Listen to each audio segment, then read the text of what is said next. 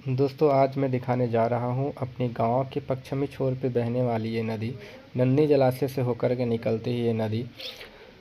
इसकी खूबसूरती और ख़ासियत ये है कि इस आधुनिकता के दौर में आप देखेंगे बरसात के दिनों में जब इस नदी पे पानी भर जाती है यानी अधिक हो जाती है तो इस नदी को पार करने के लिए आपको ट्यूब का सहारा लेना पड़ता है। ट्यूब के आकार में बने हुए एक छोटा सा नाव। भला हो नदी के किनारे बसी इन ग्रामवासियों का, जिन्होंने मानवता का परिचय देते हुए एक छोटा सा नाव का इंतज़ाम किया, व्यवस्था किया, जिस पर राहगीर अपनी जान को जोखिम में डालकर पार करते हैं।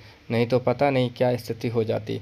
आपको बताऊं कि कैरो से लोहरदगा की दूरी अगर इस नदी पर पुल बन जाती तो मात्र 18 से 20 किलोमीटर होती, लेकिन कैरो प्रखंड के निवासी लोहरदगा अपने जिला जाने के लिए कूड़ू के रास्ते और भंडरा के रास्ते यानी कि 30 से 35 किलोमीटर की दूरी तय करके अपनी जिला जाते हैं। कि बहुत सालों पहले ये नदी पर जो आप देख रहे हैं पुल के रूप में खंभे गड़े हुए हैं, उनका निर्माण की गई थी कोई कंपनी के द्वारा, लेकिन कंपनियों की उदासीनता के कारण ये हुआ कि ये बस खंभे ही गड़े रह गए। इस पर कंप्लीट पुल का निर्माण हो नहीं पाया। नतीजतन ये हुआ कि बहुत सालों से कंप्लीट पुल के इंतज़ार में बैठे रहे।